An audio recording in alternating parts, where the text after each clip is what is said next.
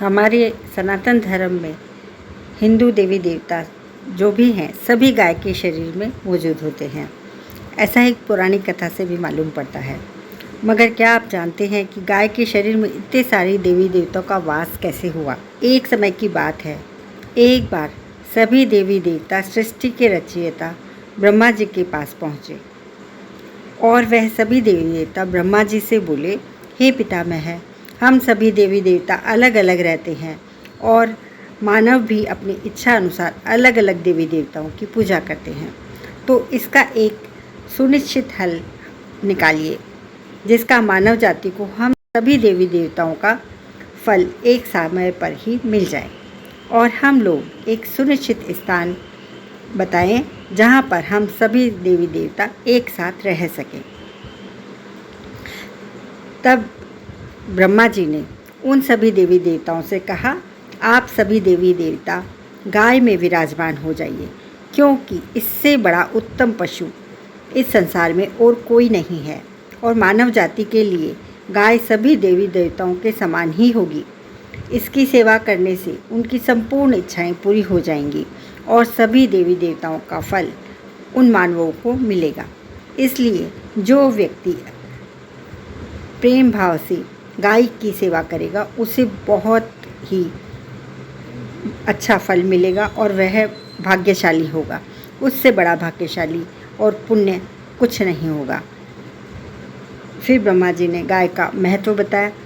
इसलिए गाय की सेवा करने से लौकिक एवं परलौकिक दोनों सुखों की प्राप्ति हो सक जाती है।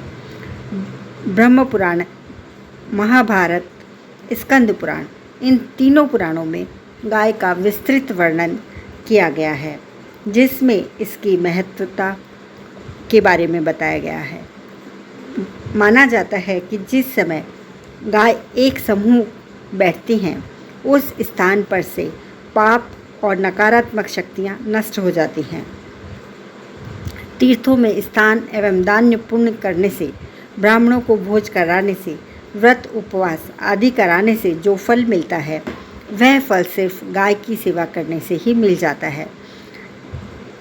गाय के बारे में ऐसा माना जाता है कि अगर किसी व्यक्ति की भाग्य की रेखा सोई हुई हो तो वह व्यक्ति अपनी हथेली में गुड़ रखकर गौ माता को खिलाएगा और वह गाय उसके हाथ को जीभ से चाटेगी तो उसकी सोई हुई भाग्य रेखा जग जाती है और उसका भाग्य अच्छा हो जाता है और उस व्यक्ति के जीवन में सब कुछ अच्छा होने लगता है।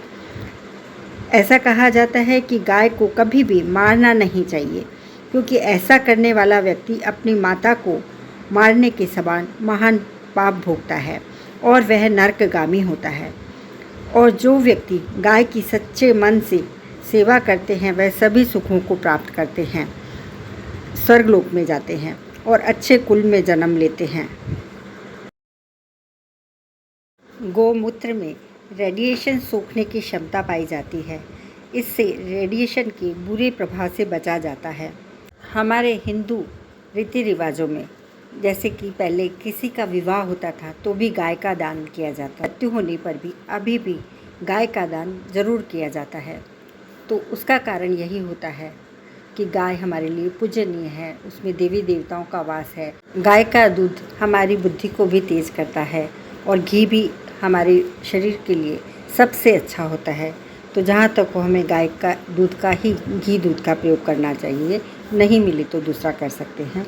अब गाय के घी दूध के साथ पंचगव्य जिसको बोलते हैं, 5 जो होता है घी, दूध, दही, मूत्र और गोबर, ये 5 चीज़ों का यदि आप गाय की ये 5 चीज़ें इकट्ठे करके यदि उनको पानी में मिला के या फिर वैसे भी आप उनको मिक्स करके यदि घर में छिड़काव करते हैं तो नेगेटिविटी पूरी तरह से समाप्त हो जाती है। कोई बीमार मनुष्य हो उसको भी यदि थोड़ा सा आप खिला देते हैं तो वह पूरा आपका इम्यूनिटी उनकी ठीक हो जाती है और बीमारियां ठीक हो जाती हैं। तो ये बहुत अच्छा माना गया है।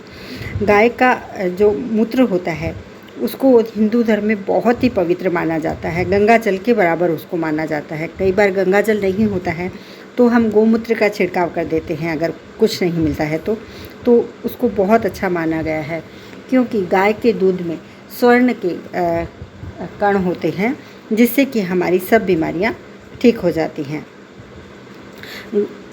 अनेक अवसरों पे हम गाय की पूजा भी करते हैं, क्योंकि हमारे हिंदू धर्म में गाय को इतना ज़्यादा पवित्र माना गया है, क्योंकि उसके गुण इतने ज़्यादा हैं जो कि अभी बहुत कम लोगों को मालूम है, और अभी साइंस उनको ढूंढ ही रहा है, और वह हमारे जो प्राचीन ग्रंथों में लिखे हैं वह पूरी तरह से सत्य हो रहे हैं।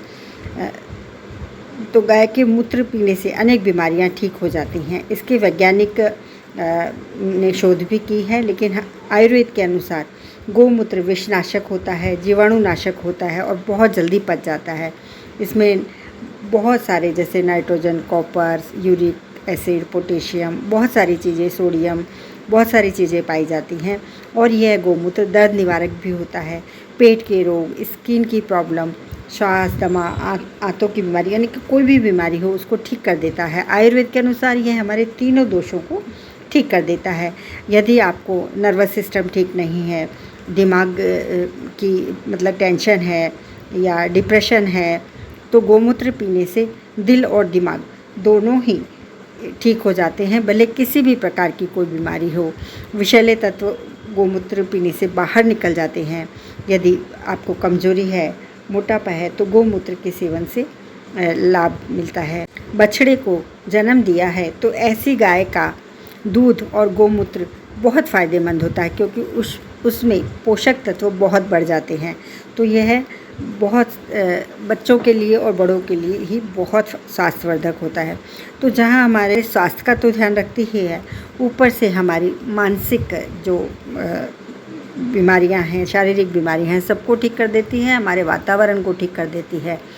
तो गाय की खुर की यदि खुर मतलब पैर की मिट्टी आप जो लेके यदि सिरके लगाते हैं तो आपको चारों धाम के दर्शन जितना फ़ायदा मिल जाता है।